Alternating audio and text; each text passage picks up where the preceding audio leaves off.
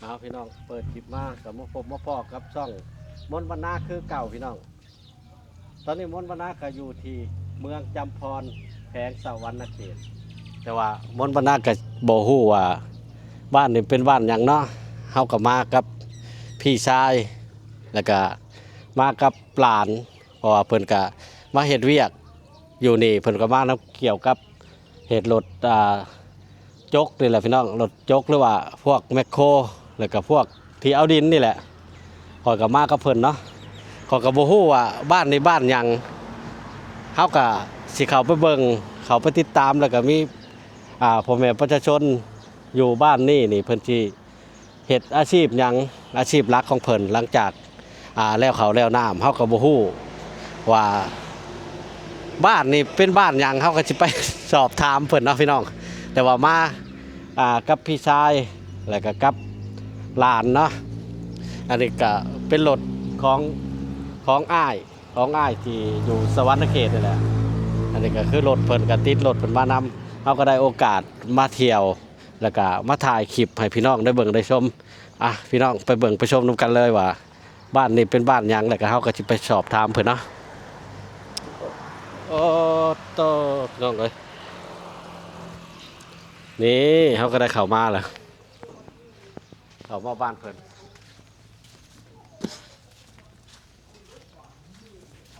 โอ้จังหวะเพิ่นปั้นเลยนะครับเพิ่นปั้นดินปั้นนะเตาประจัดนี่เขาก็บอกฮู้ว่าบ้านในบ้านหยังเนาะฮู้แต่ว่าเมืองจำพรแขวงสะวรรณเขตโอ้เพิ่นมาพ่อเพิ่นกำลังเฮ็ดเวียกเฮ็ดงานอยู่สบายดีสบายดีสบายดีสบายดีสบายดีสบายดีอันนี้ก็อันนี้ก็เป็นอ้ายเนาะเป็นอ้ายเฮาก็มานำอ้ายมื้อเช้าดิแต่ว่าบ่ฮู้ว่าเพิ่นสิมาหยังแต่ก็บ้านนี่เฮาก็บ่ฮู้ว่าบ้านหยังเนาะแต่ฮู้แต่ว่าเมืองจำพรแขวงสะวรรณเขตเนาะบ้านนี้บ้านบึกทงบ่บ้านบึกทงบ้านบึกเทิงอันเพิ่นปั้นเตาได้เนาะนี่เนาะ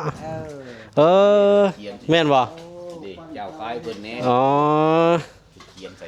คอยก็เกิดได้ใหญ่มากเขาก็ได้ยินว่าปั้นเตาหรือว่าเตาบึกถงเนาะบ้านนี้ใช่เนาะหมอตะกอนหมออุน้ำโอ้หมอดินนั่นโอ้อันหมอดินที่สมัยค่อยยังน้อยๆอันกินเย็นๆน่ะได้นั่นล่ะนั่นล่ะแม่นล่ะตอนสมัยนี้เพิ่นเช้าปั้นหรือบ่เช้าแล้วยังแต่บ้านในผุดเพิ่นปั้นอยู่บ้านบึกดงอยู่ทางในผมอันนี้เป็นบ้านบึกทงตัวเมืองหยังเกาะเมืองจำพรเมืองจำพรแขวงสะวรรณเขตเนาะแขวงสะวรรณเขตคอยคือโชคดีแถมมื้อนี้ได้มาเห็นบ่อนอันปั้นเตาเนาะเบิ่งครับสิพาพี่น้องเบิ่งบรรยากาศนำกันว่าเพิ่นสิเฮ็ดแบบใดเนี่ยมีคุณภาพซำใดต่อคักกะลีนี่พี่น้องเบิ่งพี่น้องทั้งต่างประเทศตอนนี้เพิ่นยัดเพิ่นวิธีเพิ่นเฮ็ดก็เป็นนี่เนาะตอนนี้ขั้นตอนนี้เพิ่นยัดสะคุดินนี่เอามาจากไสเนาะดินนี่เนาะผู้ใดเอามาตะคุเป็นดินกับดินมีคุณภาพเลยเนาะมีคุณภาพได้เหนียวได้บ่มีหินบ่มีทรายปนแหละเหนียวเนาะแต่ว่าเกี่ยวกับเตานี่ข่อยก็บ่ฮู้ปานใดบ่เห็นปานใดนะแต่ว่าเกี่ยวกับแบบอันอู้น้ำที่เจ้าเว้าน่ะเห็นประจำลังเทื่อก็เฮาแบบเคาะอู้บ่หรือว่าถ่ายน้ำมันก็แตกนะมันโหลดมือมันแตกไปสิสมัยนั้นสมัยลอกเกียนได้สมัยแต่สมัยโบราณยังบ่มีเลยยังบ่เห็นยังบ่เห็นตัวนี้ก็เริ่มบาดนี้หลังจากเพิ่นปั้นอู้พันไห้แล้วเพิ่นก็ได้เปลี่ยนไอเดียใหม่เนาะหรือว่าความคิดของเพิ่นแบบใหม่เพิ่นก็มาเฮ็ดเตานะพี่น้องมาเฮ็ดเตาอันนี้เป็นบ้านมันเป็นหน่วยเตาหรือเป็นลีดมันได้ลีดอันนี้เป็นบ้านบึกทงเมืองจำพรแขวงสะวรรณเขตเด้อพี่น้องเด้อถ้าพี่น้องฝั่งไทยหรือว่าพี่น้องทั้งต่างประเทศอันมาเที่ยวทั้งนี้เรียกว่าดงลิงนะมาเที่ยวดงลิงลองนับจอกนับจันกะผ่านมาทั้งนี้ก็มาแวะเบิ่งก็ได้พี่น้อง นี่สิให้เบิ่งบรรยากาศก่อนมีแต่สาวๆได้นี่เพิ่นเฮ็ดนี่ได้เพิ่นปั้นเพิ่นรอเพิ่นกำลังทำงานเพิ่นกำลังเฮ็ดนี่พี่น้องสิให้เบิ่งแบบเพิ่นเฮ็ดนะขอยก็บ่เคยจักเทื่อดอกขอยก็มื้อนี้ก็โชคดีได้มีโอกาสมาก็เลยมาเห็นเพิ่นปั้นเป็นอะไรสาวคือจังแล้วได้ล้างหน้าบ่มื้อเช้านี่ฮะ มาถ่ายแต่เช้าพุ่นเนาะเลยบ่ได้ล้างหน้า ก็เลยบ่อยากออกกล้อง คักกะลีเนาะอันมื้อหนึงนี่ได้จักหน่วยกว่ามื้อหนึง สาวปลาย คนเดียวนี่ห้อยมันคือเก่งเนาะมันความถนัดของใครของมันเนาะถือว่าเก่งเลยนี่ชาวป่ายติความใช้เวลาของเฮานี่มื้อหนึงได้เช้าติบัดเวลาน่ะก็ไปเป่าบ่ไปเผาไปหยังก็เอาเข้าเตาบ่ ตะขาย บ่แล้วเวลาเฮาไปอยากให้มันแข็งมันหยังนี่นะไปเผาบ่ เขาแล้วเราจะเอามาหยัดสิผูก อันนี้การผ่านการเผามาแล้วเด้อเนาะก่อนก็บ่ฮู้ให้พี่น้องเบิ่งนํกัน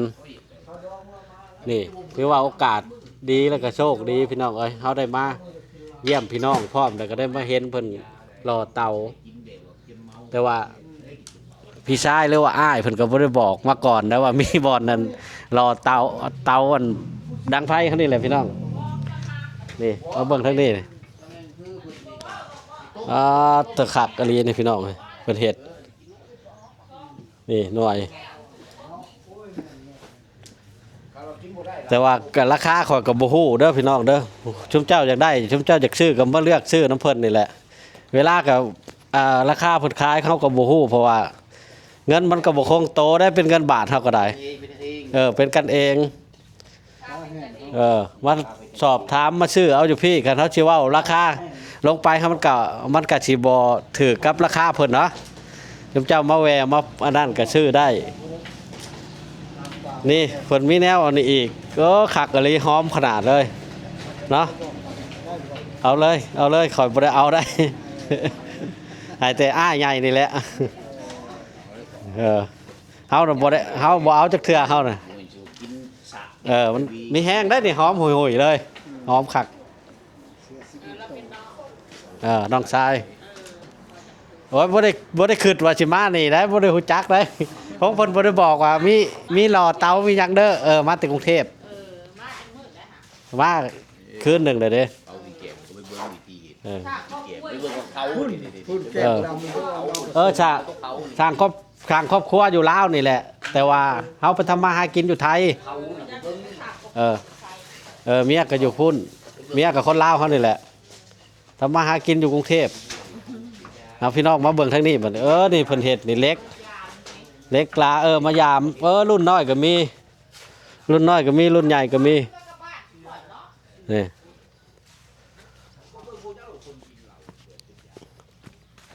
มาทางนี้พี่น้องนี่เพิ่นเผาแล้วเด้อนี่เพิ่นเผาแล้วนี่บรรยากาศโตคักอะเลยอันนี้เพิ่นเผาเพิ่นลอกเขาเผาการแบบเผาของเพิ่นก็เป็นขี้แกบอันนั้นก็สิเป็นชอบขี้แกบนี่แหละพี่น้องเอาขี้แกบมาถมมาเผาจักว่ามีไผบ่จักบ่มีคนพาเดินมาย่างมาเบิ่งมาคนเดียวเพราะว่ามันสิแดดๆนี่ได้เพิ่นนี่นี่เพิ่นกะเพรานี่เพิ่นกะเพราได้พี่น้องการเผาของเพิ่นก็สิเอาขี้แกบจากโรงสีแล้วก็มาถมมาเผานี่ตอนนี้เพิ่นเผาแบบว่าเฮาปั้นแล้วเพิ่นก็เผาเขาก็บ่ฮู้ดอกว่าวิธีแบบใดก็สิฮ้อนๆสงสัยมีไผได้นำมื้อนี้พี่น้องบรรยากาศคักอีหลีนี่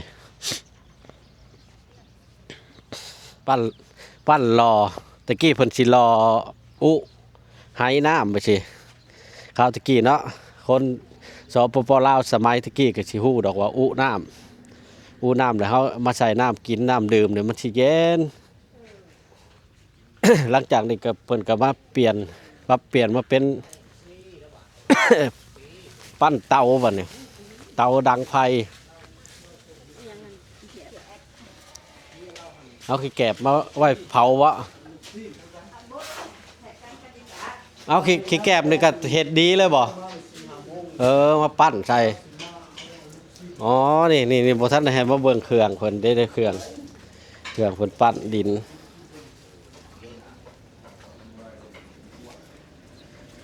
ถือว่าหรือว่าเฮ็ดตลอดปีบ่หรือว่าช่วงเฮาเฮ็ดนาแล้วก็พักบ่ช่วงว่าแม่นดำไห้ดำนาแล้วพักถือว่าเฮ็ดเป็นอาชีพเลยเนาะโรงงานก็ว่าแม่นซะเนาะเฮ็ดเป็นอาชีพเลย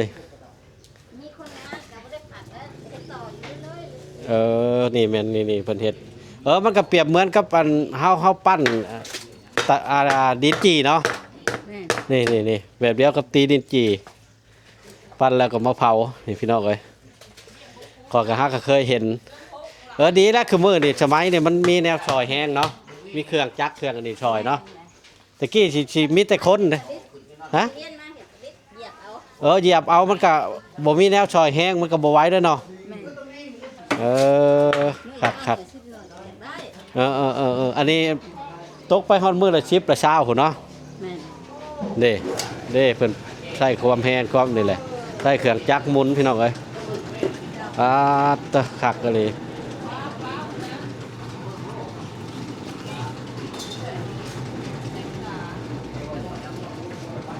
นี่เบิ่งเขาจะไปเบิ่งพาไปเบิ่งใกล้ๆบรรยากาศตอนนี้อยู่ที่สปป.ลาวมาจากกรุงเทพกับมาเอาบรรยากาศถ่ายคลิปของพี่น้องเบิ่งนี่ขั้นตอนเพิ่นนี่ปั้นดินดินนี่ก็เอามาแต่ไกลได้แล้วดินเนาะคันว่าดินนี่มันมีทุกบ้านบ่หรือว่ามีแต่เขตเฮานี่บ้านอื่นบ่มีคันคือเรานาดบ้านคอยนี่แห้งแล้วได้ดินตมดินดำๆนั่นน่ะดินตมดินดำๆเรานาดบ้านคอยไม่ที่มีดินตมดินดำๆเห็ดหงอได้แล้วมันได้ทำเห็ดหงอบ่ได้แล้วบ่ได้ทรายดิคักกะลีพี่น้องเอ้ยข้อยก็เคยได้ยินว่าไห้มันจะบึกทงว่ะแต่คอยยังน้อยเด้ใส่น้ำกินเย็นได้อันน่ะก็ได้แต่ว่าเวลาไปตักน้ำตะกี้สมัยตะกี้หาบน้ำเนาะหาบน้ำแล้วเฮาสิเคาะสิยังนะเคาะไห้มันแตกอยู่เรื่อยมันแตกน้ำไปสั้นแหละก็สิได้ชื่อใหม่นั่นเฮาแบบเฮาเทน้ำออกกันเด้แตกแบบนี้อันนั้นเป็นเป็นไห้แบบนี้ก็เลยปรับเปลี่ยนมาไอเดียใหม่มาเห็ดอันนี้บาทนี่พี่น้องเอาขี้แกบผสมนำให้มันแข็งเนาะขี้แกบนี่ก็ได้ประโยชน์หลายอย่างบางคนเห็นว่าขี้แกบเลยปล่อยทิ่มไปซื่อๆคือมื้อนี่เป็นราคาเบิดขี้แกบก็ได้เอามาใส่ปั้นรอปั้นไห้หรือว่าปั้นเตาพี่น้องเลยให้มันความแข็งแล้วก็หลังจากหั่นก็เผาก็เอาขี้แกบเผาคือกันเนาะเอาขี้แกบเผาคือกันดีอาชีพแบบที่ดีเลยอาชีพเป็นหลักเลยเนาะเฮ็ดไร่เฮ็ดนาก็บ่ได้พักก่อนว่ะ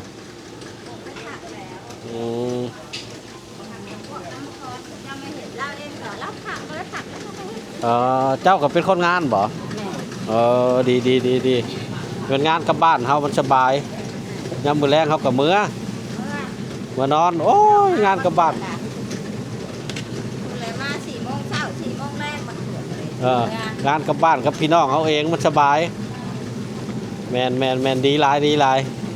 มีเวียกเฮ็ดมีงานทำมันก็บ่ค่อยนักก็จำกันกับงานกรุงเทพนี่แหละคอยเบิ่งแล้วคือกันอะไรกับงานกรุงเทพนี่เฮ็ดหลายก็ได้หลายแบบเดียวกับคอยไปทำงานกรุงเทพเลยแบบเดียวก็นี่แหละเข้างานเป็นเวลาเป็นชั่วโมงแต่ว่าเรื่องการเงินแบบเงินเดือนมันก็สิต่างกันกับกรุงเทพมันได้หลายแน่เพราะว่ามันเป็นเงินบาทเนาะบ้านเฮามันเป็นเงินกีบโอเคเบิ่งไปทางนี้ก่อน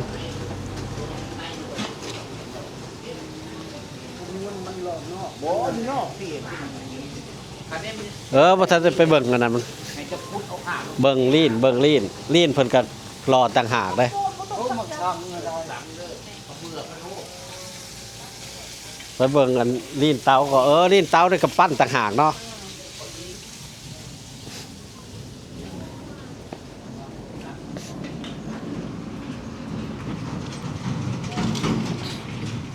เด้พี่น้องอันนี้เขาลีนเตาบายของเพิ่นรถจังว่าสิแตกบ่จักบ่แตกดอกแข็งล่ะนี่อันนี้เขาลีนเตา